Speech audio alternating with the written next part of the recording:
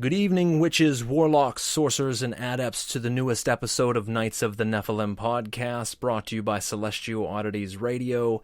As always, I will be your guide on this mystic and mysterious journey that we call Magick. I am Reverend Frater Crow, and I want to thank you for listening in tonight. Whether you are listening in live, streaming this after the fact, or you've downloaded this to your device to have on the go, I want to thank you for tuning in. It means a lot to us. Make sure you click that like, share, and follow button from whatever platform you are listening in from, whether it be iTunes, iHeartRadio, Spotify, Deezer, Spreaker, CastBox, Amazon, or Google Play. We are on all of them. So listen where you feel most comfortable, but the more that you click those buttons, more that it moves us up the podcast community rankings, more people that discover the show, more it keeps you in the loop as new episodes do air, and allows you to jump through our past archived episodes. That way you don't miss a single thing, and we certainly have something for absolutely everyone, so we really would appreciate that. If you are new to our show, we do bring you 3 episodes per month, Thursday nights, 8 to 9:30 p.m. Eastern Standard Time live, talking about the innards and workings of ceremonial magic, the occult, black magic, everything in between. We bring on great practitioners, authors, ritual toolmakers, and just a slew of other great guests. So if you haven't checked out the show before, I suggest you do so. If you are a return listener, we appreciate that. And tonight's episode is going to be another amazing one. So make sure you click those share buttons, like I said. If you have any suggestions, people you want to see on the show, ideas of what you want to see us do with the show or do differently, don't hesitate to let us know. We love hearing from our fans. You can do that on Knights of the Nephilim page on Facebook and send me a message, or you can drop me a line at celestialoddities@gmail.com. Again, that is celestialoddities@gmail.com. And one other household item I did want to bring up is if you do like the show, you really like what we're doing, want to see more of it, go on to the Knights of the Nephilim page on Facebook, leave us a review. The more that you do that, once again, the more people that discover the show, more that we're able to do with the show, and it helps out more than you might realize. So if you're an avid listener, you're a fan of the show, please jump in and let us know. We would love to hear from you. So we've had some crazy episodes lately, some really, really good guests, from J.S. Garrett to John Vermillion to William Tall to just everyone in between, S. Ben Kane, Martin McGregor. I mean, you name it, we've had some awesome guests. Thomas Leroy of the Sect of the Horn God. We try to continue to bring you each and every week someone who's awesome, someone you should know about that's up and coming or already very established in the occult community. And tonight's guest is no different.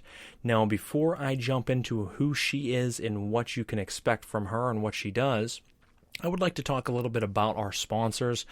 We added a new sponsor, which I'll talk about in just a moment, which I'm very, very excited for. First and foremost, we have Limitless Liberations, great ritual tool maker. She makes what's called pyramids of power, or at least that's what I call them. She calls them charger. They are amazing tools to put on your altar to add an extra ambiance and power to those ritual workings, as well as a lot of other just tailor-made, handmade items that are honestly fascinating. So if you haven't checked her out, look up Limitless Liberation. I'll be dropping the link and a little bit more about her later on in the show. Our second person that I would like to highlight and sponsor of our show is going to be Goetic Impressions. They make everything from Enochian tool sets to satanic medallions to Goetic medallions, candles, altar cloths, everything in between. It's really quite amazing everything that they've been able to do with their company over the years. I've watched them go from, being hitting the ground running right off the bat, but certainly turning that into something much, much bigger, and they continue to put out more and more, recently putting out crystal balls and so much more that have, sigils and things within the crystal ball itself, which adds a really cool feel to it. So definitely make sure you check that out. And our last sponsor I would like to talk about, is going to be the Telemancer.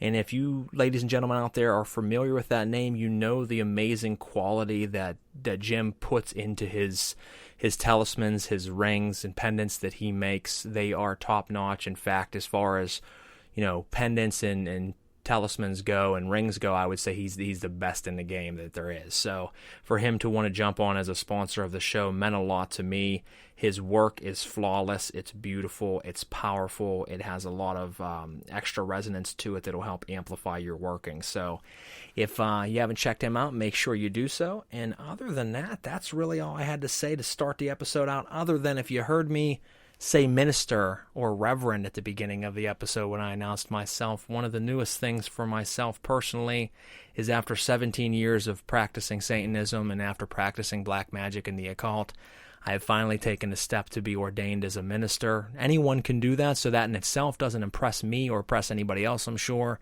But it came the time that I felt that my teachings could go more than they have been. I could spread that message further with a little bit more of an official title and be allowing me to do things that, legally I really couldn't have done without ramifications without that title. So I'm very excited to be able to announce myself now as Reverend Frater Crow. So ladies and gentlemen, expect a lot of things coming out from me here with writing, with teachings, with lessons. You can find a lot of that on Circle of Nine Crows on Facebook. It's called Circle of Nine Crows Portal to the Demonic. And also my solitary alignment pages. Both of those will be talking about everything from esoteric works to occult to paranormal and supernatural and everything in between. So there's a lot of great content that I'll be dropping over the next, couple weeks, and especially from this point going forward. So pretty awesome and pretty excited about that. But without further ado, I do want to jump into our guest for the evening. Tonight's guest is Bonnie Woodruff, and she is a gifted clairvoyant, medium, and channeler, and also a magic practitioner. Bonnie became aware of her spiritual gifts at a young age, but fear for her Christian upbringing made her afraid to work with them. She was told that they were not gifts and not to speak of them. Trying to live a normal life, she turned away the things that she was experiencing. Until 2012, and a series of traumas happened, and it reawakened her connection with the spirits and other things more than ever. While looking for answers and help to turn it back off, she met her mentor, Chuck Murphy. And it says, who holds a PhD in parapsychology and a master's in metaphysics. Her workings with Chuck changed her life and helped her to realize that the weird or bad things about her were not bad at all. And she started to reprogram all of the ideologies that she was taught as a child. Finally understanding her spiritual awareness and how to have more control with how her experiences were handled and viewed, she knew it was time to embrace her gifts with a new confidence and understanding. She decided to share her spiritual gifts and knowledge with others. Now, I'm going to stop there because I don't like to read too much about our guests because I love to bring them on and let them tell you about themselves, person to person. So without further ado, ladies and gentlemen, Bonnie Woodruff, how you doing tonight? I'm good. How are you this evening? Oh, I'm doing very well. Like I told you right before the show started, it's been one weird, strange, and wacky day. But you know what? It seems that way. It's always on show night. I always tell my guests it's been a weird day. And that's not just like a cliche thing to say, folks. It seems like Thursdays are weird days for me all the time. But we're here. We're having a good time. And I look forward to picking your brain a little bit and letting folks know who you are. Absolutely. So I start to show off traditional each and every episode. I'm just accustomed to do that. And when I start my interviews, I like to ask the guest, what you would expect. How did you start out? I mean, we know a little bit about what you said there, but why don't you tell us about being a kid and start to experiencing these gifts and your feelings of being told that you shouldn't tell anyone about that you should shun it and turn it away, and kind of what was going on in your mind and life and what it led up to into this point. I want kind of a broad overview of the start of it till now, if you wouldn't mind. Oh, yeah, absolutely. Well, as a kid, I was raised in a very, my dad was, he was a veteran of, Vietnam, and he was actually, he was in the an armored division. So very strict there in the first place. And then, of course, we were Methodist, or I always tease, if you've seen King of the Hill, there you go. The Methodist Church, it's a branch of Catholicism. And so you do the stand up, sit down, a lot of the same, prayers and such are we did. We had, instead of catechism, we had, what was it? It was, oops. Well, there you go. Evidently it didn't stick. It didn't stick. No, we had something very similar. It didn't stick. It was basically the same thing. So I the one thing is, and I will always cherish this, is that I know the Bible. And so when I have somebody that tries to beat me with the Bible, I have my knowledge and what it was meant to, to be, which it seems like I have met so many, Satanists or atheists, agnostics that seem to know the Bible better than some of the Christians or the hardcore Christians do. And it's always kind of fascinating when you kind of really look at the whole aspect of it. But, with that raising, when things started to happen, which was pretty early, I never really mentioned the shadow men. I just thought everybody saw shadow people, and they weren't frightening. It was, there's the older I got, the more I've learned into it. There's different sorts of shadow men, of course, but I just thought that was everybody did. However, I think the one thing that really got to me is that when I was 8, 9 years old, we had just moved in with my grandparents, to help take care of him because my granddad was getting ill, and he had a lot of heart problems. My sister and I are sleeping in bed, and she had been saying she kept seeing a lady in her room. I didn't think anything of it. I told her she was silly, whatever. I wake up one night in the middle of the night, and because I was a lazy little kid, I looked at the alarm clock to see how much longer I had to sleep before I had to get up for school. And I saw what I thought was my mom standing by the alarm clock looking out the bedroom window. And I whispered, Mom, what are you doing up? She didn't turn around. She didn't move. She didn't hear me. She just stood there. Didn't go anywhere. And it hit me. Everything just sunk. My heart dropped. It was just, I had this really ill feeling, and I kind of just whispered, Sissy, just hoping she was awake. And she was. She saw it at the same time I did. And I'm the big sister, yet I pulled the covers up over my head. I said, Annie, call Mama, because I couldn't even talk. I didn't want it to hear me, even though it really wasn't paying attention. And so that's kind of where it became scary because, I did talk to my mom about it. And I remember one of the first things is she said, don't tell anybody about this. You can't talk about this. That's not of the Bible. That is, and it's kind of how that all went about. Like, even though my sister and I were experiencing it, we were trying to talk to him. It was like, well, because I think they did not want to accept that because in their minds, it was, it had a sentence of hell and, internal pain and suffering.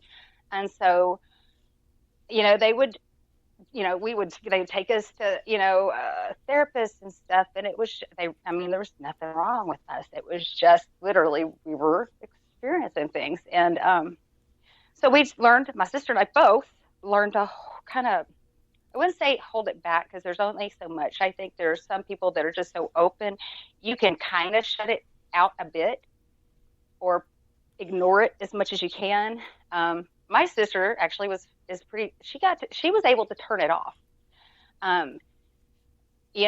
But I remember especially as teenagers, we made poltergeist in our home because of all of us trying to hold it. And then of course the fear and stuff. I remember one day, my mom and my sister were arguing in the hallway right by our bathroom, and the bathroom door was shut. But the more they were arguing back and forth, we all heard this big crash, and it sounded like a cabinet fell over in the bathroom. We go to open the door, nothing. And so that was kind of like one of the first experiences with something, poltergeist, and a lot of times what I've noticed is poltergeists are something that a human has made. It's something that, when you don't deal with things or you try to stifle them, it doesn't just, you stifle it, but it is those thoughts, those feelings, those all that energy is going somewhere. And yeah, I mean, now knowing what I do, I try to, that's why I always try to handle it, because like I really can't afford to be buying new things all the time, because I could only imagine if I was to create one now, what would happen. But you know, we didn't really talk much about it. When I was 19, 20 years old, my parents, they always had their own businesses. You know, they were always really good at having, you know, businesses, and they were really, that was their thing. You know how some people can just, they open a business and they are just successful. Well, my parents were, you know, they had the mind and so such for it. Well, my mom had a lady that worked for her, redheaded, and I've always referred to her as my witch mother. You know, she started talking to me about zodiac and tarot, and she would hand me these little magic books. And I didn't really see why until I started I came out of my magic closet, my paranormal closet, so to speak. And I remember talking to her, you know, after that. She said, I always knew. She said, I knew, but she said, I couldn't really talk to you about it because, you know, your mother and them, they would, you know, it's too much and it's too scary for them. I said, well, I wish you'd have talked to me back then, because, you know, it would have helped a lot to have somebody that could make me feel like I wasn't horrible. And, you know, it was a lot of, I was, you know, really trying to mute down a whole lot. Like there were parts in the house that I would have to close my eyes and feel my way through because I knew I would see something at the end of the hallway. A lot of spirits in our house that we grew up in. And it was always eerie because I was told it was bad. So if it's there, it was bad. It was of the devil and I should be afraid. And, you know, seeing it probably means that I'm going to hell for some reason, because for some whatever reason, I am the type that I see these things. And I was a really good kid, to be honest. I mean, it wasn't until my 20s that I kind of got wild and, you know, but it was crazy because like I really believed all those things that I was told. And now I realize, you know, you know, as parents, you do things you because you do love your kids. But I realized, and I try to take the lessons and remember how it affected me, so that I don't do those things to my kids. I try to be open if they see something or experience something, and have an open mind, you know, because it made it a lot long. I mean, like if I would have started this journey like when I was younger, no telling, you know, but it happened either way, you know, later in life, and it's still it's been an amazing journey, honestly. 2012, the Tower year. I call it the Tower card year because it's just if something could have gone wrong. I look back, and I actually had that memory come up on my on one of my social media pages the other day, and it kind of it fascinated me. It's like, whoa, like I look at that, remember where I was, and it was at the beginning of everything that it reawoke everything that I've been holding down for so long, and boom.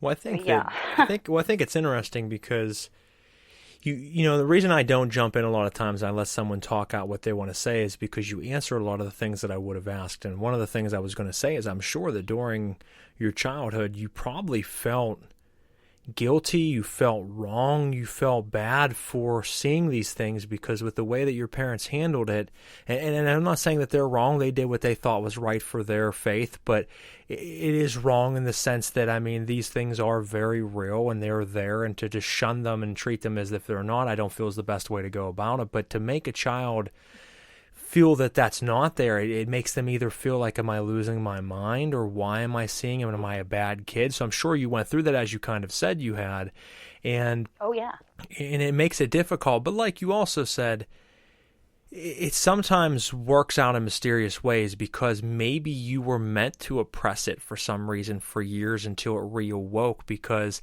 it needed time to marinate inside you before it was time to use those skills as something you do in a daily, weekly, monthly, and yearly practice. That if you did, you mentioned, what if I would have been doing it from a kid till now? Well, that is true.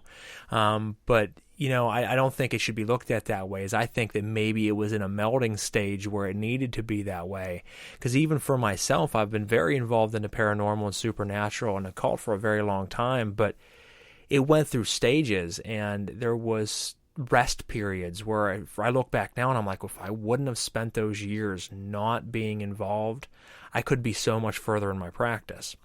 But then I look at it that I started realizing things were connecting, that I needed those years off because it led to other things in life that, even though maybe not connected to the paranormal or connected to the occult in any form, they actually played roles in shaping me into who I am now, which helps me handle those things within the occult. So it's a strange journey, and it's interesting that it happened to you that way. I mean, what age do you think you were when you first spotted that apparition? Did you say you were like around 12, was it? Like, it was 8 to 10. Oh, 8 to 10. Okay, so even I earlier. remember where I was. Yes, I still remember the pink room to this day, and just that.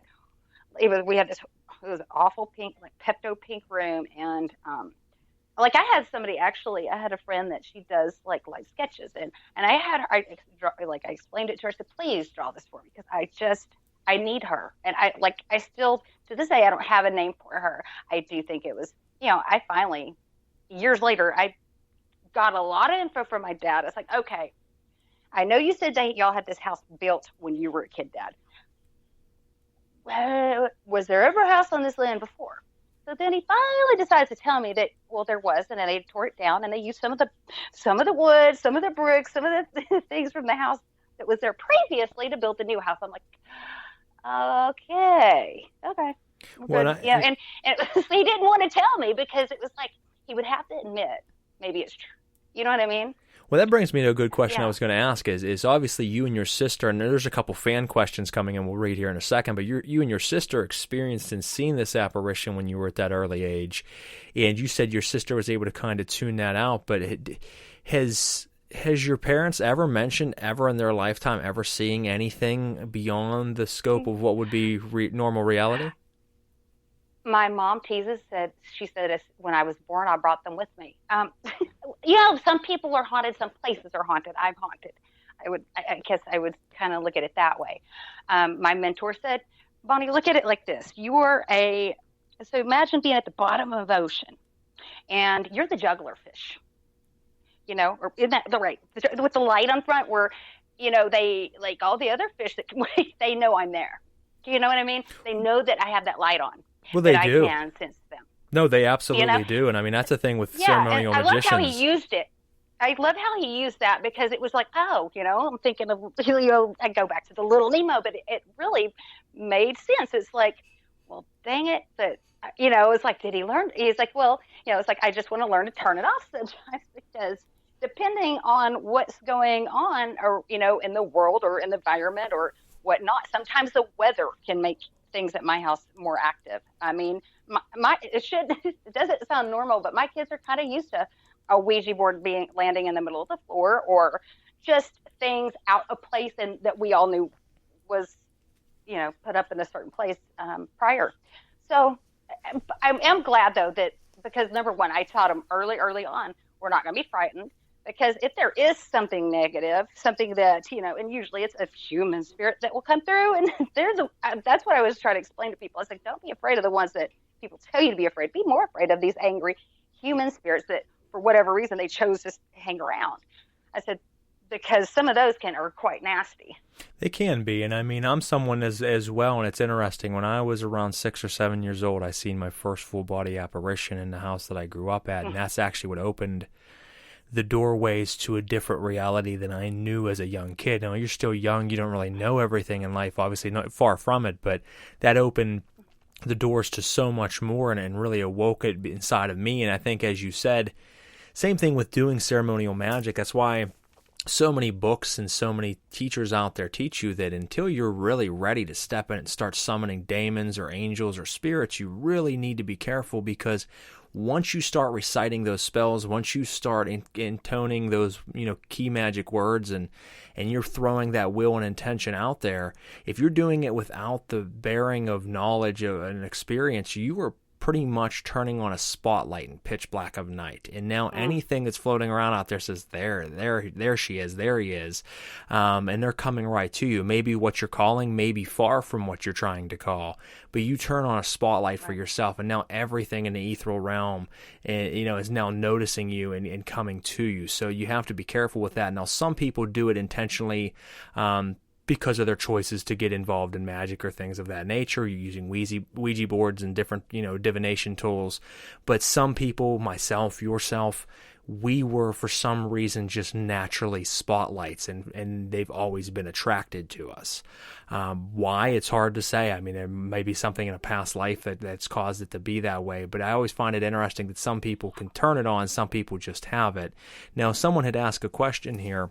It says, "Hi all, I've always thought it was impossible to turn off gifts/abilities, so did your sister actually turn it off, or is she dormant and will emerge at a different point in life?" Now, before Bonnie answers that, I would like to explain in a certain fashion that I've said it before on past shows. Children are especially sensitive to paranormal elements. I think a lot of kids see things as a kid and then it goes away over the term of their life, because I look at it as like a satellite dish. When you're born, you are perfectly in tune and in focus. You're getting that channel crystal clear, but life programs you from the moment you're born. The second you're born, someone's telling you what that is, what this is, what that means, and they teach you everything you know, which is a form of programming. Whether they're teaching you accurately or not, they are programming you to know what you know.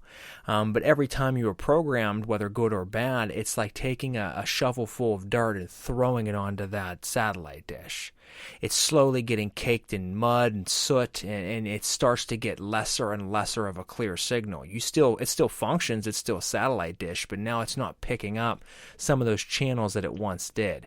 And that's how I kind of compare, to the paranormal and to abilities, that if you don't keep yourself sharpened, if you don't keep yourself in tune, then you start to get clouded out by all this muck of life that's going to kind of dim that and take that away from you. But if you keep wiping that away and keep cleaning your dish, then you'll keep those things inside of you. And so many people let it go. So many people, if they think back as a kid, they'll remember, wait a second, I did have an experience as a kid, but now 50 years have went by and I never experienced anything again. Well, you probably did.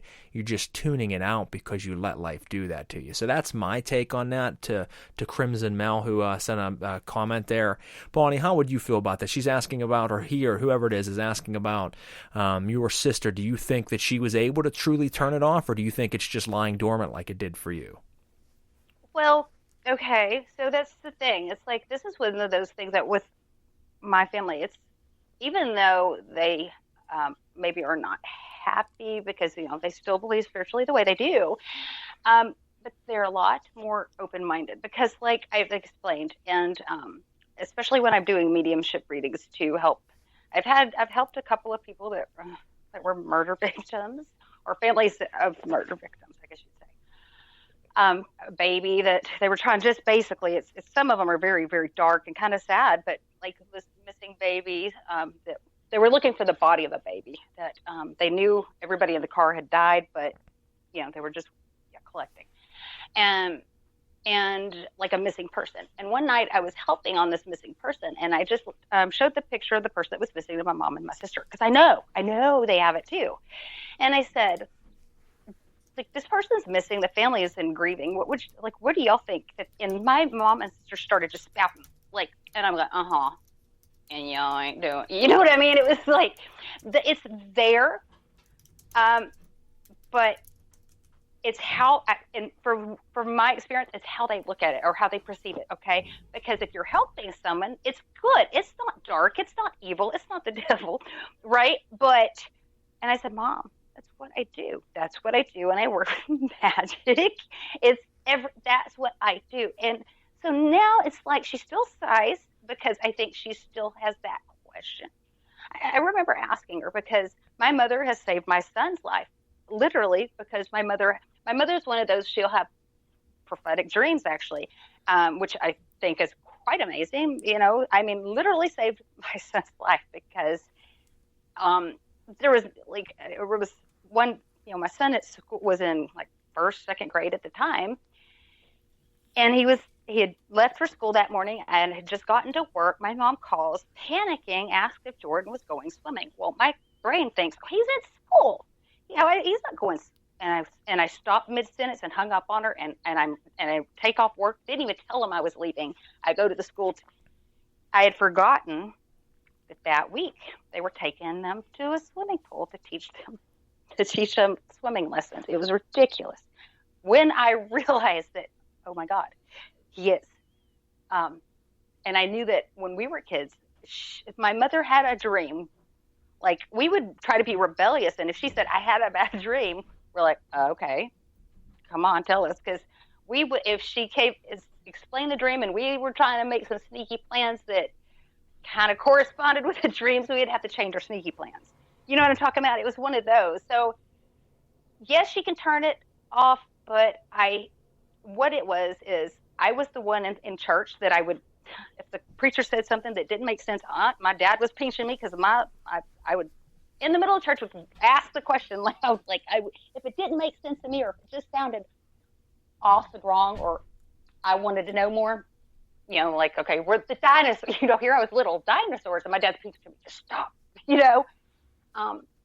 because I wanted more answers, because I didn't feel like I was getting them all. Even as a kid, my sister was to sit down and be quiet and just do as you're told, so that you don't get in trouble. You know what I mean? Don't draw any attention. So that is, she's toned it out enough to where I think they didn't really bother her anymore. Well, I think you named it right there. I think that you just said the key words is she was more of the obedient one in the sense that already it was strange and she probably wanted to get away from it because most kids are scared of those elements. But also with your parents really not wanting you guys to discuss or talk about it or experience it, she, once again, and that's a form of programming, she allowed that to program her a little bit and maybe did turn that off. And there are ways of doing so. I know people that have had amazing experiences when they were younger and now they don't have any experience, almost to the point where the things that they experienced as a kid don't even seem real anymore. And they're like, I don't know if that actually happened, but it did. That's actually something that happens quite frequently is you'll start to actually build up this fog where it'll take away the experiences that you did have that were very significant. So it's interesting. I love that topic, and you're not the first person to tell me that they grew up in a strict background of Christianity, but that one of the two parents who really didn't want their kids feeling the way they did or experiencing those things also experienced them themselves. So with your mom's dreams, she was very much, clairvoyant in a sense and tuned in the same as you are, but never really allowed herself to look at it that way. And that is certainly not the first time. I interview a lot of people, on and off the air over the years, and that is several times that's repeated, that exact thing where one of my parents actually had powers and they just didn't talk about it. So it's always very interesting to hear that. Well, and I do understand why my mom did her. She has sisters that but this was probably one of the scariest things I went through is when I think I was 12. And my mother's aunt, who was more like her mother, had, Lou Gehrig's disease, or I don't even know the real name for it right now. But anyway, we were staying there, and her house was extremely, extremely, extremely haunted. It was, I loved going because I get to see my great aunt, and I loved going because I get to see all my cousins. However, the house just, you knew you'd kind of deal with something when going there, or I knew. And I remember it was kind of crazy because I was telling my cousin, I guess, about something I had said. Well, my aunt, they were into the Jimmy Swaggart, the televangelist at the time. Okay. They were laying hands on me. They were laying hands on me and talking in tongues, trying to get the devil out of me. I was 12 years. That was terrifying because I remember there was the TV playing. I think it was like I Love Lucy, and I kind of just had to kind of stare at that because it was that was terrifying. because it was like, there's nothing wrong with me. I didn't feel like the devil is me. You'd think you'd know that. I just saw a shadow walking down the hall, and that was it. I mean, it was like, I'm not ever talking in front of you people ever again. Yeah, at that point, you might want to keep that to yourself. Yeah, during that stage of life, you know what? I don't see nothing. And they're speaking in these weird sounds and like the la-las and all that weird stuff, and they're telling me I have the devil. I was like, wait, okay, I'm just gonna be quiet because I always get in trouble when I open my mouth. So, yeah, it was. So I toned it down. Had to. Kind of. It made life a little bit easier, I guess. I mean, as an adult, I asked my mom, why did she? Mom, I know, with your dreams and stuff. I said, why do you stay in a bubble? She goes, because I like to bubble. Yeah. So she answered it for me. Yeah, she knows she has some experiences, but she likes to kind of keep that closed off from the world. So she knows if and when she has a dream that it's something important, but she knows at the same time she's not really trying to kindle that flame. She's trying to just keep it kind of to herself if and when it happens. Right. It's crazy. So it is interesting how many people have that same kind of upbringing. So it's interesting to say the least. It is, and we have a listener comment here. It says, seems like you need to have a type of rebellious mind and see things from a different perspective for this type of ESP to flourish, or at least flourish in a strong manner. And I think that is true. I mean, some people are just naturally very, very gifted, and it doesn't matter if they're rebellious or not. But I do think the person that says, you know what, I don't care if people are telling me it's fake. I don't care if it's wrong. I don't care if it's weird. I'm going to dig further into it, because the more that you do surround yourself with that, which is anything in life, the more that you put time into it, effort into it, surround yourself with that, the more you're going to be able to connect with that. And myself, I was that one that at that early age, I seen that full body apparition, at age 6 or 7, and I said, wow, it wasn't something that I was like, oh, I'm terrified of. It was something that I was enthralled by and said, what is that, and how do I see it again? And I spent my life since then, the last, upwards of almost 30 years, trying to follow that and dig into it and learn more. So much so that now when I do go to a very active place, it's not uncommon to be able to sit down and ask, can you move this across the table? And it move it across the table. Turn that light on. It turns the light on. Turn it back off. It turns it off. You start to develop skills of being able to communicate with the spirits, which brings us to a different comment that was left. So we want to thank you guys for leaving comments tonight. We have a comment here that says, I see stuff too. As long as they don't have long nails and black eyes, and as long as it's a human, I'm okay with it. My first time was with a Ouija board when I was 8 years old. And then it says, sir, are the demons that you're talking about like the demons of the Ouija board? Are they real? My answer would be, it just depends on what you're getting, as I think demon is more of a derogatory word. I don't like the word of demon. I call them daemons by their proper term, and honestly, most of them are gods. But there are different sects and levels and rankings of daemon spirits, and everyone confuses them. A lot of ones used in ceremonial magic, you're calling upon kings and dukes and earls and presidents of the infernal realm, and a lot of them, even though they can be dangerous and still bring a certain type of aura and presence with them, they are renowned forces to work with, and I wouldn't exactly call them evil in the sense that they're just going to come and destroy you unless you're doing things wrong or you offend them. There are ways that it'll mess with your life, but when you start using things like Ouija boards or scrying, to our fan out there that's asking this, you can bring in unknown spirits. So it could be a parasitic entity posing as a demon or just posing it itself. It can be the spirit of the dead, but it could be someone who's just an asshole in life, and for some reason in the afterworld they kept that same personality. I mean, usually if you were one in life, you're going to be one in death.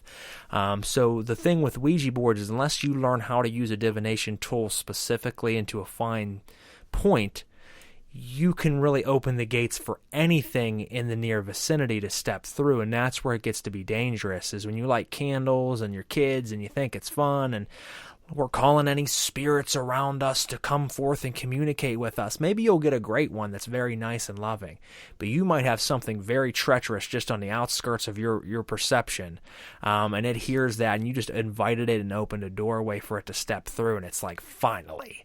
So you have to be very careful when using tools like that. So yes, I mean, it could be a demon, it could be one of many things, could be a fae. I mean, it could be a lot of different entities that are out there that could be malicious, but to call everything that's bad or everything that's a darker or seems crazy type of haunting a demon, it is very, very unjust to do so. It's very derogatory.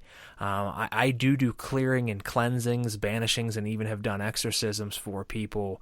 And I would say 99% of the time that someone calls me or reaches out to me to help them that says it's a demon, it is not.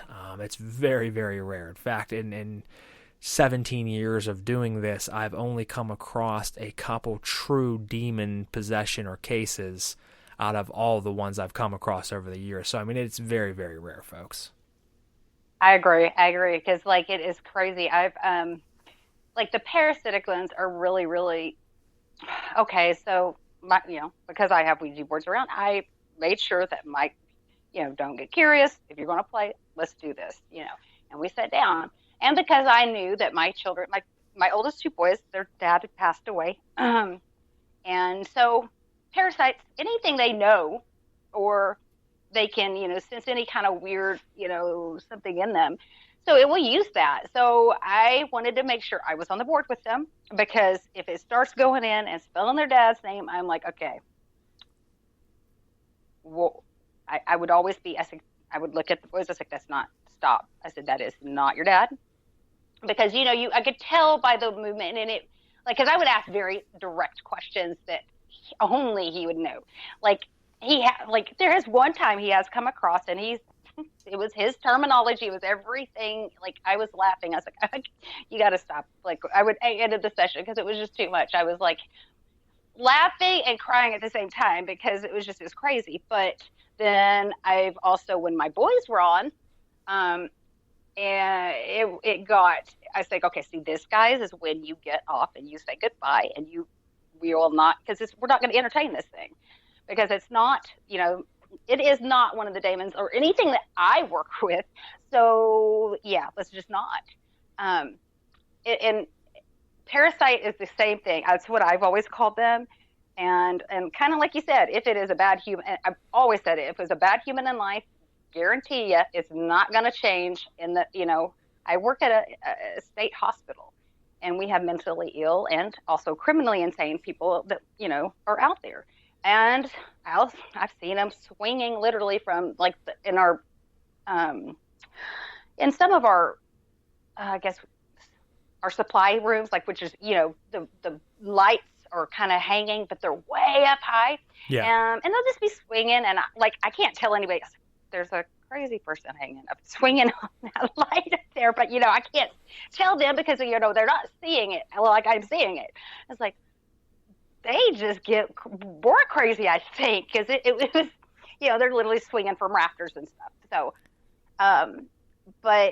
yeah, it's like you don't change your personality. You are who you are. But the parasites, they're ones to watch out for. If you need to think of something as, hey, do I need to be aware of? What do I need to be careful with? Always watch for the parasites, because a parasite is going to come and feed. It's going to be like a cockroach. If you food out open, they're going to come and get into it. No, that's it. And I mean, it's almost like, look at it like a pond, folks. If you go to just a random pond that you don't know nothing about, and you decide, hey, I'm going to take a swim, there's a good chance you're going to get in and swim right through, and you're going to have no problems. Let's call the fish in there, angels and demons. Of course, there's probably going to be some fish in there, and you're going to swim around, but mostly they'll leave you alone. They don't care. They'll swim away from you unless you're specifically trying to seek them out. But there is a good chance, if you get in that pond, or you get in a couple times and swim back and forth through it, that you might get out and you might have a leech or something on you, because they are part of that ecosystem. Whenever you are calling out, whenever you put yourself in those waters, there's a lot of things there, and a lot of them just don't don't give a damn who you are and will avoid you unless invoked or evoked. But the parasitic entities are a little bit different. They seek you out. You don't need to call them. They want to be called out. They want to come to you because you are their food source, just like a regular parasite. It's just they're feeding off of your emotional charges, and they will a lot of times mess with your dreams. They will mess with things in your house. They will give poltergeist activity. They will give emotional discharges where all of a sudden you start to feel emotions that you don't normally feel. You're extremely angry, or all of a sudden you're extremely sad, you're emotional, you're crying over things you don't understand what you're crying for, and you're like, this is not me. It does that because it can affect you, and then whenever you give off that discharge of that sadness and sorrow or that anger, that is now putting off frequencies and vibrations into the airways that it's food. So now you are feeding it to make it stronger, and then what's it do? It does it to you again. So it literally clings to your life and to you, to the people around you, to your home, and it causes effects in you, which ultimately then cause it to make you feed it.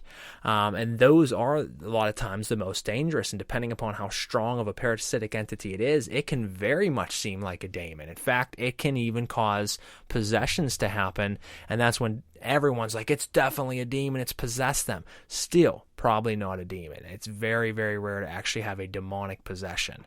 But like I said, they are something to watch out for. So to you guys out there asking questions on those, and you even say about human ghosts, the thing that people don't realize is they can piggyback off of human entities. So someone dies and their spirit is still lingering, a parasite attaches to that, and as Bonnie said, will then play off of that person.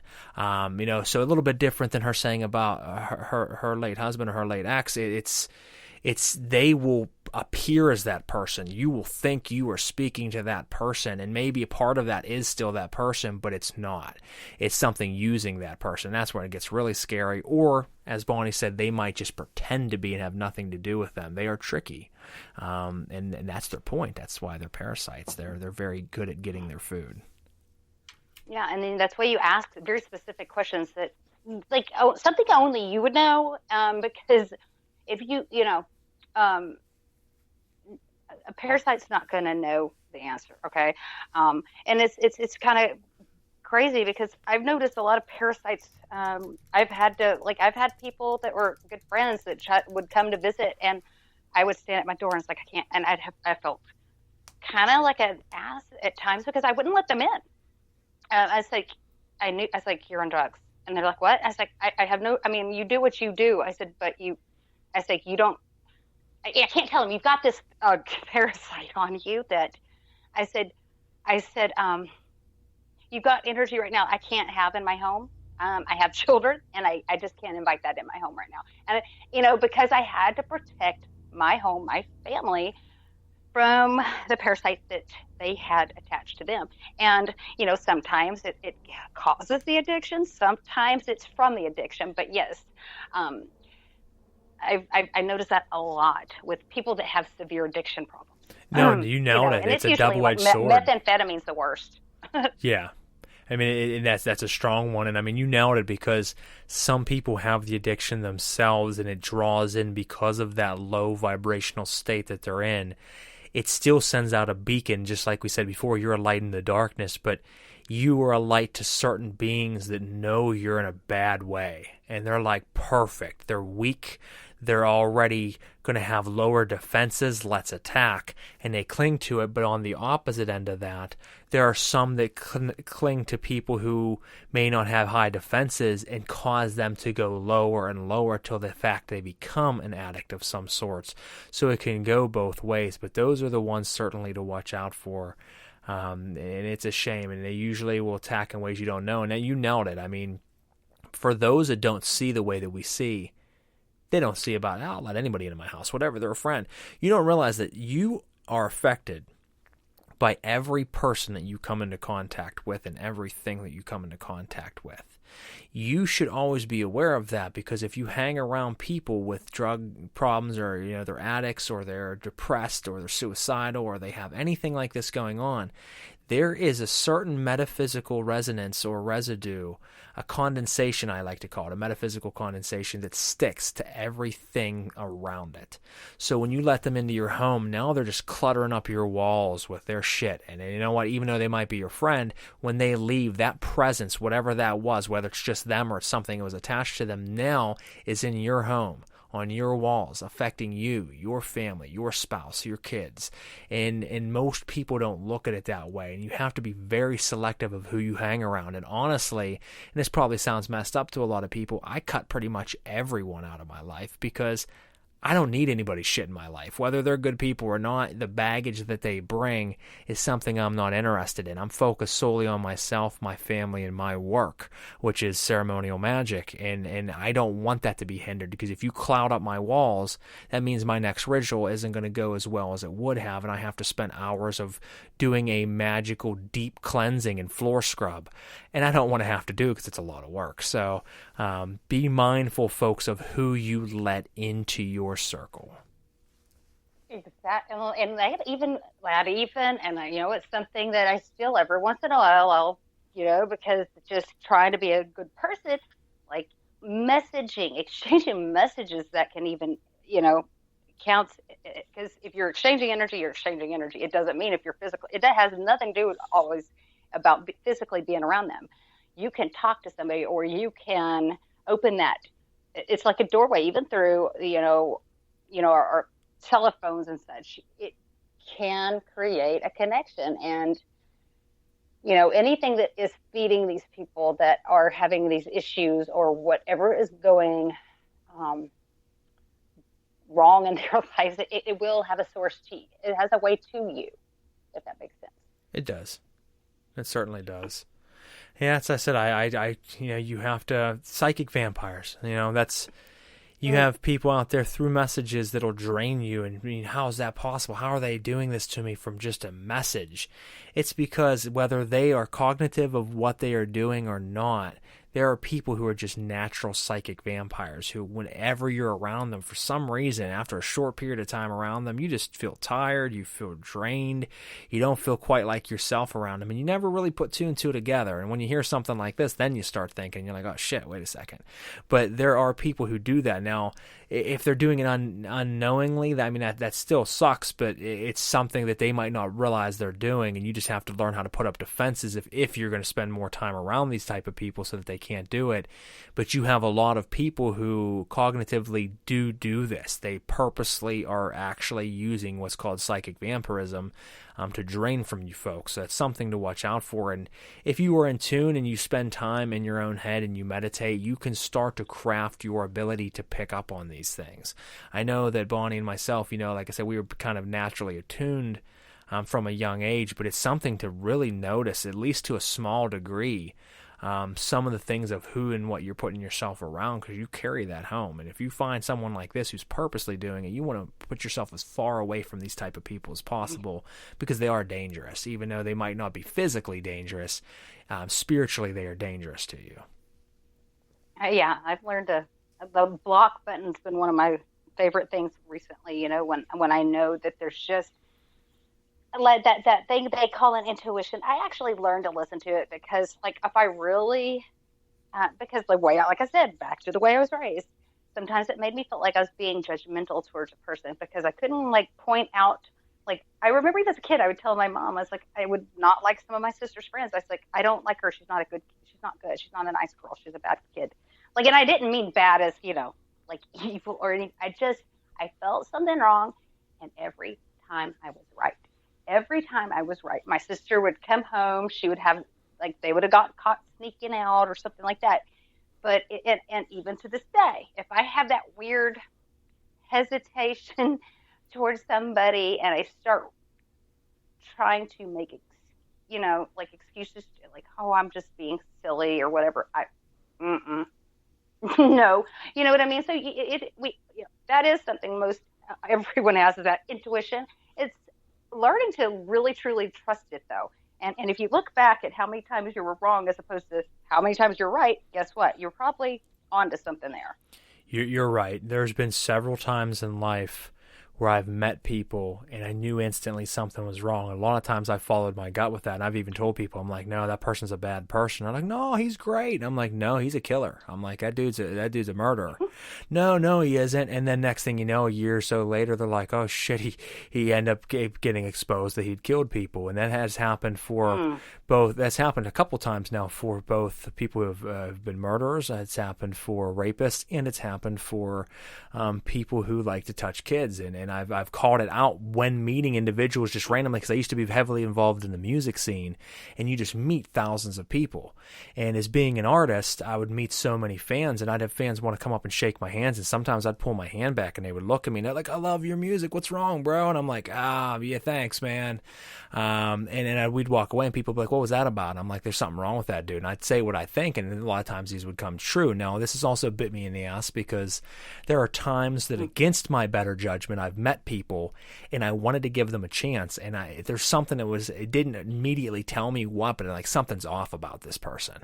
But I'm like, no, I'm just thinking that. And then almost every single time that I've ignored that feeling, it's come back and bit me in the ass. Every time. So folks, follow that intuition. Yeah, it is crazy. It's funny. You mentioned, like, touching the hands. I've always had, it always makes me think of the Green Mile. I've had that. Of course, like, what is it? Psychometry. I can't ever say it right. But like, my mom, like, I remember when I was really going through a lot of my mentorship with Chuck, my mom, actually, she could tell she was kind of interested in it. So I remember she'd run and grab a piece of jewelry and hand it to me. And I remember one piece, I was, kind of clung to, and I really, she was like, it was my great aunt. So it made sense to why I just kind of wanted to hold it close, because it felt warm. It reminded me of the way she felt. And I said, that's Aunt Margie's.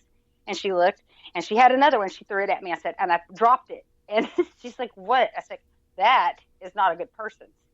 And she laughed. It was, and we teased. It was my evil step grandmother. So she was really intrigued, because she was like, okay, she didn't know who, she realized I didn't know whose jewelry, I was the type of kid that I would lose jewelry and things like that. So it was like, I never looked at her jewelry. I was tomboy. So I never really looked through her jewelry boxes or anything else. I would look at my dad's, all his old collection of books. And I mean, he had some that, now I was like, this is a cult. Now I know is like, I don't mention it because, like, he would probably freak out if he really knew what it was. But I liked his books. He had a lot of history things. He would have and some of the, like, he had, I don't know where it came from, but I just, like, grenade, like, things that just, that's the stuff I looked in. I wasn't really into the jewelry and drawers, but yeah, I loved when she would hand me things like that, because I would see the spark in her own eyes. But yeah, when you touch things or shake a person's hand and it feels off, it's just, again, trust your gut. It's important. Telling you something. I mean, and I've always had, and I don't want to say it happens every time. I could shake 100 hands and feel nothing, but every now and again, there's been a few times throughout life, so I'm not claiming it's a daily thing, but there has been a few times that I have shaken someone's hand, and as you said, just like the Green Mile, I mean, I was shaking her hands and instantly it was like, oh no. And there was one that I mentioned earlier, I said about with a rapist. There was a guy that I met, and he was hanging around with other friends. They all thought he was a good guy. He seemed like a good guy. He presented himself very well.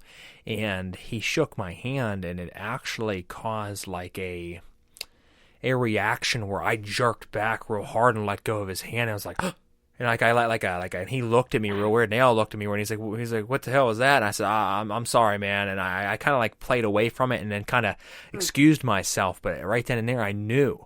And I said to one of my buddies I was with, and I said, that guy is a rapist. And he's like, what are you talking about? I says, I'm telling you, man. I says, I just got a massive inkling of who that guy is whenever he shook my hand.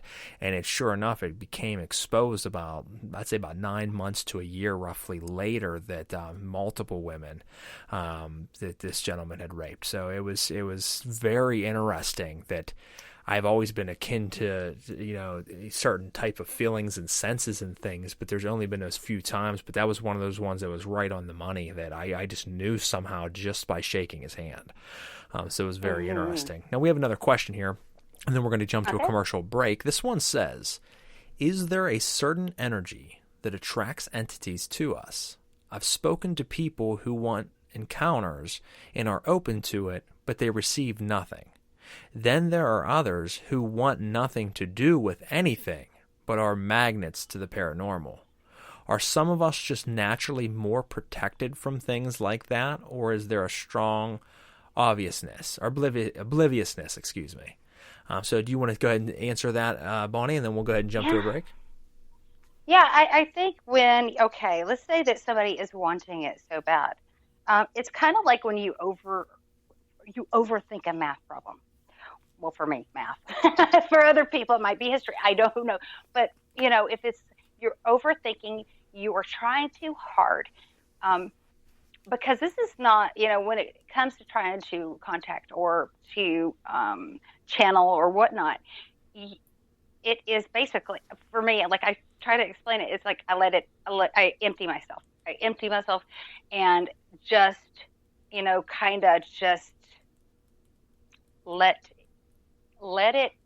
I guess the spirits or whatever that's trying to make a connection, connect with me, and they'll show me or speak to me at that point. But if you're trying to focus on getting like attention of something like that, it's going to be really hard. If I was to go in there and it's like this is who I'm wanting to make a connection with, and I like focus so hard on it, it is going to be. I would have a hard time doing it that way myself.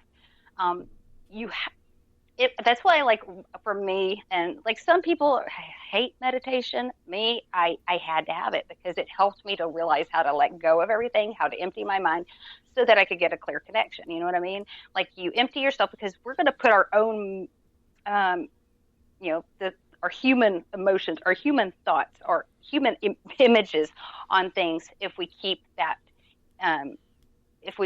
in our head. Okay. So clearing it out, we allow other things to come in.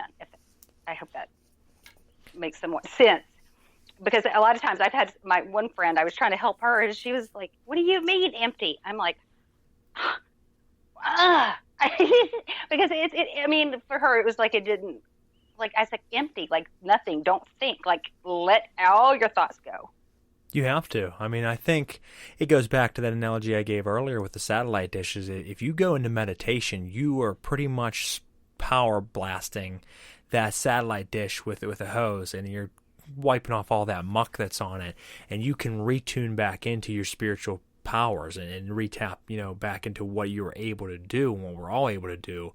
It's just most people lose it. Now, some people are more akin to having it than others, but everyone has that. I'm a true believer that everyone has psychic abilities, but almost everyone loses it. Now, there was a good, analogy that Jason Miller, who's a wonderful sorcerer and practitioner and does a lot of different great lessons out there, that folks out there, if you're listening and you want to learn some amazing fundamentals of magic, he gives courses.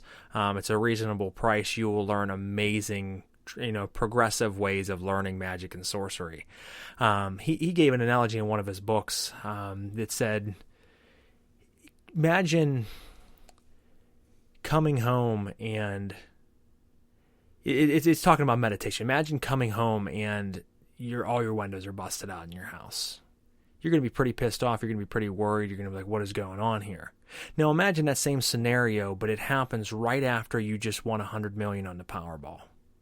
Now when you come home, you're going to still be upset that your windows are busted into and worried like what's going on here, but you're really not going to care so much because you could replace those windows and you could buy 1 million other houses. That is what meditation is. Meditation's that Powerball. When you meditate daily, you then go into the world, and when something happens to you, you don't blow a gasket because of it, because now you are cool, calm, and collected in your mind, and instead of running right into that brick wall barrier that's in front of you, you either blast through it or you go right around it. And that's the same thing with these type of spiritual powers. So to the person asking out there, some people want it so bad, and as Bonnie said, you're focusing so hard on it that you're missing the point. Other people don't want it, and it's just there, and instead of looking at it as a curse, if they learn to embrace it, they might be able to change their life through it. But if you go into meditation, which everyone should do, Anybody out there that practices magic or is a spiritualist that doesn't do meditation, I got to call you out on it. But if you do it every single day, you can shape amazing things within yourself. I mean, it is endless. The further and further into the abyss you go, the further and further into yourself you go, the more and more things that you can unlock in Pandora's box and unleash for yourself. And it's endless. Let me tell you, folks, it is truly endless. You can do things that don't even seem physically possible, that look like, Harry Potter movies. You can make magic, true magic happen, and that's all through meditation and unlocking those doorways within your mind and using your will and intent.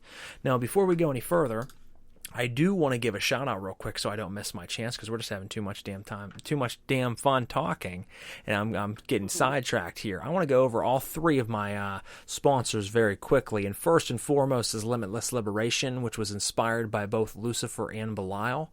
I do read this from Elena's perspective, who's the owner of this company, and she said that Lucifer has been with me most of my life, as far back as I can remember. Belial and I started to work when I was going through a very difficult part of my life. He completely turned mine and my family's life around for the better in a very short period of time. In return, he asked me to create charger for him. He showed me the designs, so I created the first charger for Belial, and Lucifer wanted one next. From there, I had spirits lining up with requests for magical items. Some are control freaks, and others are just inspire. They are also individually different, but every single item created has power within it, and each item operates on many levels. They operate as an anchor for the spirit you're working with, thus aiding easier connection between the two of you. They also operate like a power cell or battery. When they already come with an inherent energy to them, but you become stronger as you feed them, and they become stronger as you pull from them during ritual, as well as strengthen your workings. Limitless Liberation continues to grow to honor the spirits that we love to work with and build relationships with. And I stand by that 100%. Her work is phenomenal, and it does actually bring a power to it. I shit you not, folks. It's like steroids for your magical ceremony. So pick up something from her today for yourself or for a loved one in the ceremonial magic arts. They'll certainly love it, and you can check that out at Limitless Liberation on Etsy. So that'll be www.etsy.com/shop/Limitless Liberation, and again, that's etsy.com/shop/Limitless Liberation. Our second sponsor is Goetic Impressions, which is formed as a partnership between Ben, who is Frater Adamesto, and Sor Alara, with the intention to bring ritual-accurate magical tools to the public for affordable prices. One of the largest barriers to entry for new practitioners looking to experiment with the magic of the Western grimoires is how expensive and difficult it is to find real ritual tools. They first launched their Kickstarter to bring their Goetic medallions to life, and since then have also expanded with an Enochian tool set, and most recently a Satanic medallion and altar set, which is currently live on Kickstarter. With over 20 years of magical and occult experience across a range of traditions, Goetic Impressions is the place to find affordable, high-quality ritual items. And you can check them out at www.goeticimpressions.com. And again, that is goeticimpressions.com. Message me on celestialoddities@gmail.com or on Knights of the Nephilim Facebook page, and I will give you 10% off promo code, because I'm a jerk like that, and I don't say it on the air. I like people to put in the legwork. So if you want a 10% off on that, which is certainly an amazing deal, message me on one of my pages and I'll hook you up with that. And then last but not least, my newest sponsor tonight is our first episode of bringing him aboard. And I couldn't be happier about this, ladies and gentlemen. I'm going to tell you a little bit about him and his company, and then we'll jump back in with Bonnie, finish out the interview. This one is James Hunter Ralston, who is certainly known in the occult world as the Telemancer. And he has been a member of the Order of the Voltec starting in 2008 and progressing through several degrees, and last serving as head of the Order outer order of the Voltec as an offshoot of the pylon of Temple of Set, which originated to study and practice several forms of the sorceress methods, centering on techniques used by Mexican and other Central American priests and magicians. Many of the techniques involved were popularized in the late 1970s and 1980s by Carlos Castaneda, who's one of my favorite authors and one of my favorite tells of all time in the magical world. But James' first experience in the world of the occult and magic began during his first years of college education attending the University of Hawaii. He had an opportunity for a generous exposure to many different cultures and served as his ad hoc indoctrination to the possibilities of true metaphysical knowledge, true to the destiny that would unfold as he would gain much knowledge from his experiences within the Byodo Inn Buddhist temple on the island of, I'm probably butchering this, Oahu. It's a Hawaiian island. I can't say any of them, so I'm sorry, folks, if you're listening out there and you know the islands. I'm stupid. Learning deep meditative and focusing. In addition, he began intensive study as spell casting and other territorial methods to bring his will and power. His first inspirations were the writings of Gavin and Yvonne Frost, Geoff Cobb Gray, Dr. Stephen Skinner, and Franz Barden. Over the decades since his first experience with magic, his desire has grown into the creation and use of what other shamanic sorcerers term as power objects, talismans, amulets, totems, and other powerful objects. His interest expanded to the degrees that he chose to become an apprentice of several Appalachia's premier craftspeople and learn the art of metalcraft to produce power objects for both himself and select patrons. He has been making talismans and doing metalworking for over 8 years. He works with silver, gold, and pewter for the most part, but sometimes occasionally will work with other metals. He creates talismans, pendants, rings, and altarpieces, and almost exclusively are all custom commissions, which is important. And you can check him out at facebook.com/thetelemancer1. And again, that is the Telemancer and then the number 1. And folks, I want to thank all 3 of my sponsors. All 3 of them are 3 of the best there is in the magical world with making implements and ritual tools. And I want to thank the Telemancer for jumping aboard. I apologize for fucking up your bio a little bit there. It's hard to read sometimes with the mic and everything in front of me. But certainly, sir, so excited to have you aboard. And make sure you check out their work. Other than that, folks, we're going to jump back into the last little portion of this interview. We get about 20 minutes left, and I want to jump in more now. We found out a little bit about who Bonnie is, about her upbringing, about what she's experienced, and some of her thoughts on spirits, and obviously some of the different magical abilities that she has. Now, I want to talk about what it is that she does for her clients and for people in the magic community. Obviously, she does tarot. She does different workings of rituals. Now, why don't you tell us, Bonnie, kind of an overview of the different skills that you have and employ in your daily practice? Right. Okay. Well, it's funny because I never really even thought about getting into magic at first. But, I was doing a lot of investigations. Like one was on paranormal caught on camera. Because like I said, if anybody wants to have some kind of experience, they follow me around because they know that I will have something happen. But I was doing all that with live sci-fi and other shows as well. But I'd gotten to where, like in my 2012 year, where it was a couple of years after that, I was dealing with my oldest 2 boys. Their dad, he had been like he had. There's no nice way to say it. He was not around for the boys for 2 years at all. And he lived 10 minutes down the road. And I remember 15 years old, my oldest son climbs up in my lap and starts bawling and telling me that, why does his dad just not love him? And when, the fury of a mother, when her child is hurting like deeply. And, that's kind of like when JS has mentioned, like being an empath and feeling people like that it can be kind of it can be a sticky situation because it can work against you.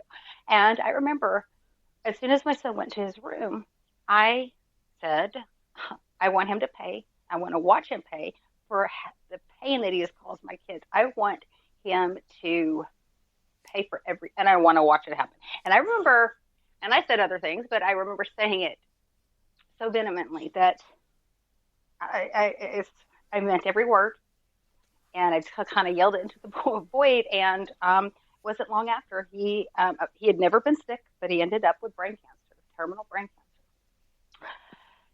And I went, oh fuck, I was thinking, it was one of those things that like when or elders will tell you to watch what you say. Well, because magic is very real and true. And I remember asking, because of one of the paranormal investigations, I had kind of I'd been introduced to JD Temple, and I said, this sounds silly because I did not understand a whole lot about magic at this point. And I remember asking him, is there such thing as accidental magic? And he laughs. He says, yeah, chaos magic. Because I was like, no, for real. Like, if I get upset, bad things can happen. And I didn't realize it at that point. I didn't realize how much meditation for those situations alone can help. So that kind of started the whirlwind. Because I wanted to, it's like if I was going to do something like that, at least I wanted to be aware and do it.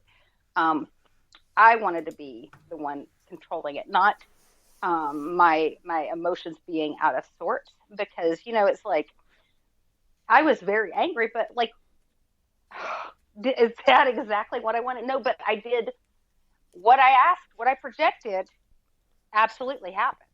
And everybody's like, well, yeah, that's a lot. No, like if you knew my ex, he very big, strong man, ever been sick. Like he never missed work. And just comes down to something with terminal, with no history in his family of any kind of cancers whatsoever. And so yeah, I looked at different forms, and I kind of like Wicca was not for me. I know it works well for some, but it was just not my cup of tea. And I've always, I myself am strange, and like there, like from Beetlejuice, the black magic, the whole left-hand path, all of that really interested me because I guess it felt, everybody has their tribe. These were people that were a little more rebellious. They just didn't take what somebody tells them to be true. They went and researched and learned it for themselves. And so it just lined up, and it has worked well. I mean, I have gotten through a horrible rape experience, working with Medusa, and then along with Astarte.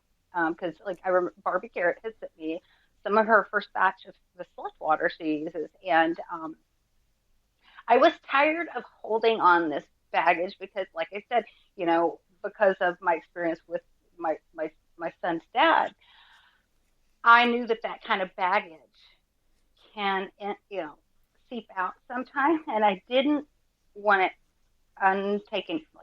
I knew I had to take care of it somehow. I knew I had to get rid of that so that I could heal. And it was a very interesting, healing that I went through, because I remember, odd enough, the first thing the Medusa was like, get a mirror. She wanted me to, oddly enough, like look in the mirror. It's like, it was one of the first things, do you see a victim here? And I looked, I'm like, no, I'm a badass, and I started to realize I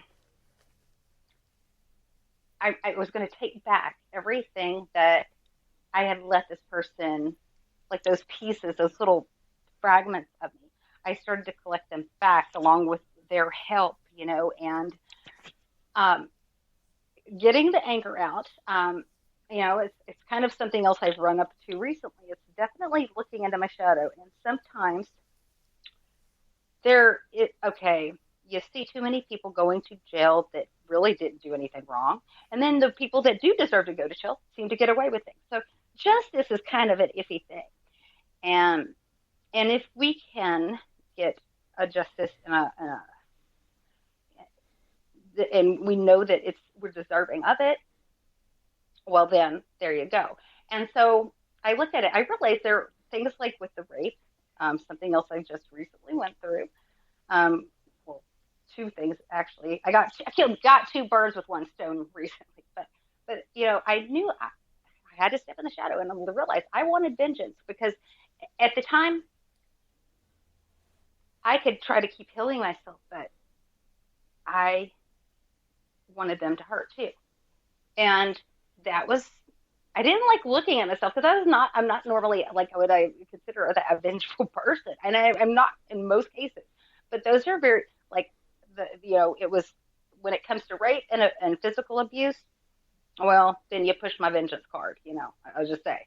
And so it's very funny. Once I did that, and this was what I was looking for, working with the spirits and these deities, like, Belial has helped a lot, Azazel as well.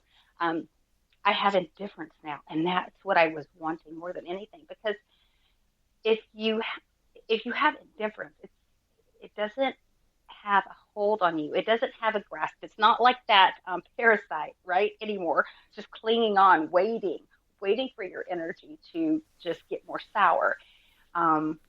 It literally, like it removed it. And in a sense, it is a way of healing.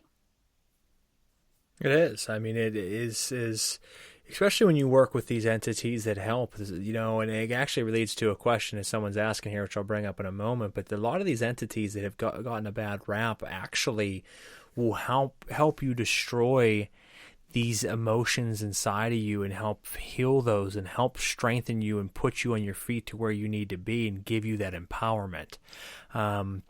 And that's needed. Sometimes we need that assistance that a human being can't give us, but there are forces out there that can reawaken and light those flames inside of us. And you said about the vengeful, you're not normally a vengeful person, but you know what? Vengeance and hatred are beautiful. And a lot of people say, what kind of crazy shit is that to say? No, I'm not saying that I promote people to go out there and just spew hatred to everybody. No, but when you have been done wrong and you seek retribution, when you are enraged to the point that you almost have flames in your eyes and you just ready to explode in anger, that is one of the most beautiful and most pure forms of emotion there is. It's unadulterated. There's nothing holding it back. Some people would say love is. Here's the difference. Love can trick people. Love can make people think differently than they normally would, in the sense that it might not even be love and they just are chasing a hope or a dream because they want love. They want what they've always been told is love. They want a magic fairy tale. And I'm not saying love isn't real, because it very much is. But that's one of those things that can be up for interpretation in a lot of different ways. But hate's pure. When you feel hate, when you feel rage and you want that person to suffer, that is a pure emotion. And whenever you can do something about it, me and J.S. Garrett talked about this on the show. We live in a day and age, this isn't the old Wild West where if you had a problem, you'd go out and have a duel at sundown, or at high noon, and face it that way, and it would be over with. You can't do that anymore. You go to jail for something like that. So what do you do when someone has truly done you? I'm not talking cut you off in traffic or say a bad thing about you and make you feel bad about yourself. No, when someone has done something wrong, like rape you, when someone has abused you, when someone has done anything like that, or to someone you love, when you know you can step into that ritual chamber and when you can use your intent, your will, and your focus, and you can strike them like fucking lightning, there is nothing more beautiful in the world than that. And I know some people say that's crazy, and I could care less, because he put out a challenge a while back, JS. He says, for people that don't believe this is real, do I have someone that's willing to be my willing target? Who is willing to say, I don't believe in black magic, I don't believe it's real, and let me do my work on you? Any takers? And no one took him up on that. And I'd be as far as going to say that myself. Is there any takers out there? I'd be glad to show you that it's very, very real. Not that I want to hurt anybody's life, but folks, you need to understand, when you focus those three elements, intention, will, and focus, the things that you can do with it are insane. And when you have that element, that important thing that I just mentioned, hatred, retribution, those two elements, that's what livens it. When you focus on something, you're locked in on it. Your wills bring it to life and stoking the fire. Your intention is casting it forward, but your hatred is what delivers it. It's what hits it with a punch. So, there's nothing wrong with that. And that brings to the question here.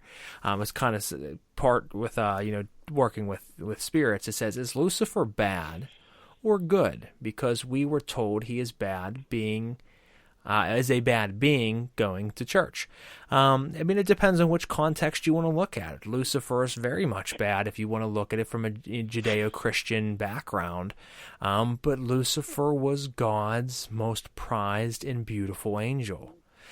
He was the light of this world. That's why he was the light bearer. He gave Lucifer the ability of light. He was the shining star. And Lucifer decided to break away from his tyrannical father and deliver that light to the world. And that wasn't supposed to happen. He was the torch that lit all of our individual black flames. Lucifer and Satan, whether you believe they're the same or you believe they're separate, both gave mankind freedom. They gave us the ability to see forth and think for ourselves, be anything we wanted to be, to learn, to adapt, and overcome, rather than just be blind sheep and do exactly what we're told. Some people say that that's damnation for that because we should just remain God's flock. Others believe that the ability of being given freedom is the greatest gift that anybody should be given, and that's why the domain of earth is ran by Lucifer and Satan, because they are what gave mankind their gift of being able to be what we are right now, to be on this show right now, to asking the questions you folks are asking. Because if it would have stuck to the original plan in the biblical context, none of this would be possible. We would be all sitting in a four-way caged garden, and we would only be able to do what we're told: touch this but not that, taste this but don't swallow that. To me, it's just ridiculous. So it depends on your context, but no, I would say he's certainly not evil. If anything, I would say that Lucifer and Satan are the true God and not the tyrannical, I need to show my power to everyone, Judeo-Christian God that has been mentioned in the Bible. My context only, folks. It's just coming from me, but I feel the similar. I do. I really do. And it's funny how you were mentioning like the JS and how like Magick, it very much will prove itself. Because like 8 months ago, I had my ex was driving me, and this is the one that not at the time, but he ended up being abusive. But he wasn't at this point. But anyway, he was driving me to work one day, and he got pulled over, and before the cop could get to the door, well, the state trooper actually, he goes, "Oh my God, I'm going to jail." He was telling me everything I needed to do. I was like, "What?" He goes, "I have a warrant. I think he had 2, like drinking while intoxicated, right?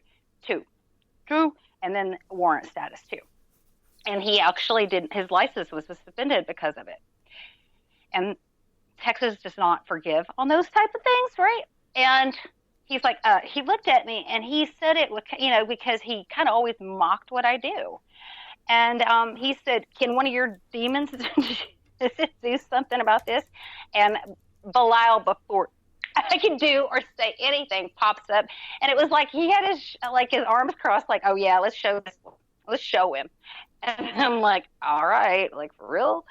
And so I literally started on this end. I just started doing this in and like connecting. Or like I said, I didn't even say anything but take care of this. That's it. I just said his end, connected, and said take care of this. I kid you not. The officer had and like my ex went and told them, "Hey, I have this. I mean, he was honest and up front, like because he knew he was basically fixing to get taken and put back in the car, right?"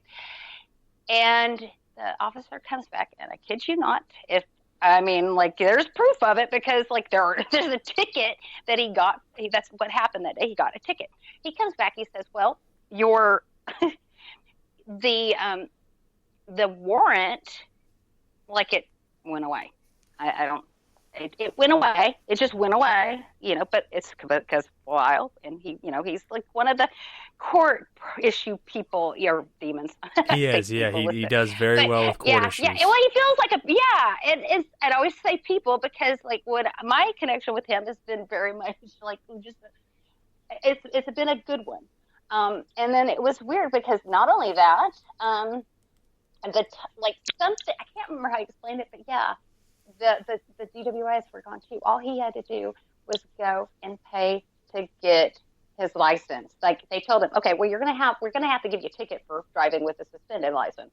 So he got a ticket for that. And he also, they told him, but the only thing else you need to do is go get your license again. You'll probably have to take a driving test.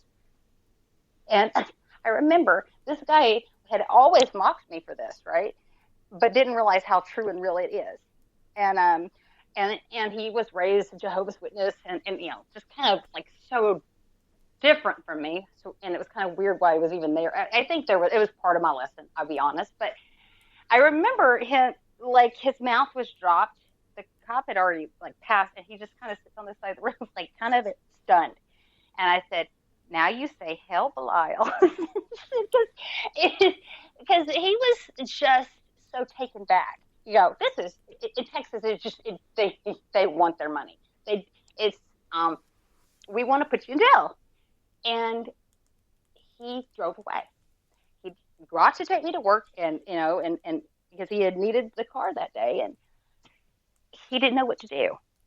I think it shook him, and I kind of like, I will say, I'm not gonna lie, I was kind of like, yes, who's wrong now? I needed that moment because he had just mocked it, and I think that's kind of like, well, let me show him then. He's always, here's our opportunity, and like when JS says that, I do feel like the poor unfortunate soul that decides to, if anybody does ever step up on JS's request, that will be a very interesting one to watch play out because, he's very good at what he does. He is. He's very powerful at what he does. It shows in his work, and I told him that numerous times, but certainly on the last episode that we had together here a couple weeks back. And I don't think anybody wise should take him up on that, but these things are very real, and the more that you're in tune, the more you can work with them, and sometimes they show themselves in your life and give you that aha moment so that you know their power, so that maybe that's your chance to say, should I abandon the things that I've always done and go a new route? Because obviously there's results, and folks, I can tell you there are results left and right. And I'm not saying that, depending if you're a Christian or whatever, if you've always prayed to God and you've never really felt his presence and you've never really felt his results, and I'm not talking looking around the world and saying, look at how magnificent it is. This is God. That's a bow out there. I'm talking if you have stood in your room and you've called and said, God, let me feel your presence, and you have felt the atmosphere change and you have literally felt tingles up and down your body to the point where you're like, oh, if you felt that, then great, then God is with you. But if you've done that time and time again in your life and you felt nothing, maybe study a little bit on something else and then try calling some of these spirits, and then you'll see the difference. They will show up. And that should right there tell you, what's the truth out there. It's hard to say, but I can tell you what, the things that I call upon, they show up, they work with me because there is a respect between us. I spent many years worshiping God, or at least the Christian God when I was a child. And I'm not saying that, maybe there's things that happened he was a part of. I'm just saying that I don't buy into the stories that we were told and how they were told, because to me it seemed more of a tyrant status than anything. So, not to get sidetracked, but we are running out of time here, folks. Bonnie, is there anything else that you want to tell us that you have coming up, that you want us to know about? Anybody you want to thank? Kind of your closing statements. One of the things that I do have coming up is I've been working with something with Barbie Garrett and a couple of other ladies, and it was like, it's a protection, yet it was also, I had to remove some pain before I was able to get to, I realized that before I can get to the protection part, right? And that is going to be a very, very, very interesting story, because I'm still kind of like, mind blown over part of like the ritual that me and one of the other ladies that I'm working with did, because if we did not experience it together, it was like, okay, I'm glad because I don't feel crazy, because it was insane. And it was, well, when it works, you can feel it. And what was done, I like I said, it was one of those indifference.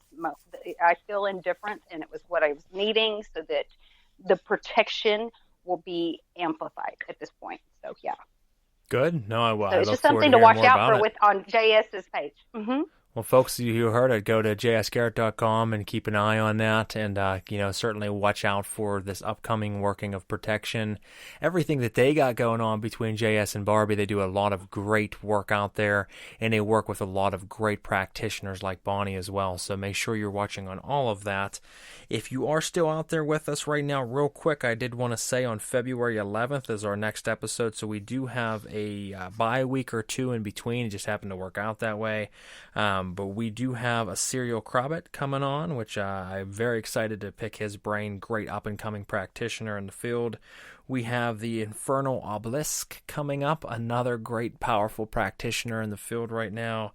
And then taking a sidestep from you guys, from our normal, I'm sure you guys know that we talk about a lot of different forms of magic, but we are heavily left-hand path and heavily satanic in a lot of our guests and topics, as per my fields of expertise. But on the 25th of February, I am bringing on Maximus Tyrannus Avery, who wrote an amazing book on the Shemhem-Maporish angel system.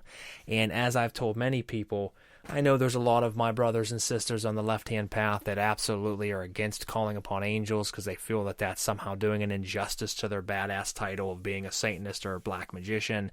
And I make fun of these people even if I'm friends with them because that's ridiculous. But I am someone who works with angels and demons on a regular basis, invokes and evokes them, and have powerful experiences. And this system, if you have not worked with the Shemhem-Maporish angels, is phenomenal, and I had worked with him in the past. Now, he had reached out to me and sent me his book and said, I would love for you to read this. I'll give it to you for free, and let me know what you think of my system and my book.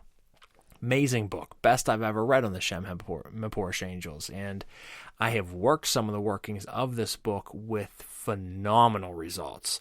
So I'm telling you out there, folks, if you want to look for something different, or you are someone who practices Enochian magic or angelic magic, or even if you're someone on the left-hand path and you do, or you're looking to, stay tuned for the 25th of February because we bring a lot of darkness, but this one we're going to bring a good bit of light. So stay tuned for all those episodes. Other than that, if you're listening out there and you haven't heard the whole episode tonight, you're just tuning in or you only caught the last few minutes, make sure after it's done, you go ahead and click the download button or the streaming button, and you can listen to it from the very beginning so that way you don't miss a thing.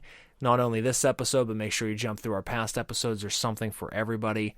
Make sure you like the Knights of the Nephilim page. Follow Bonnie and all of her work and everything she's doing out there. And other than that, I just want to thank you, Bonnie, for coming on the show tonight. It was a blast. Thanks. Thanks for having me. I enjoyed it. Absolutely. Well, you heard it, folks. We will catch you in a couple weeks on Knights of the Nephilim. Have a wonderful night and take care.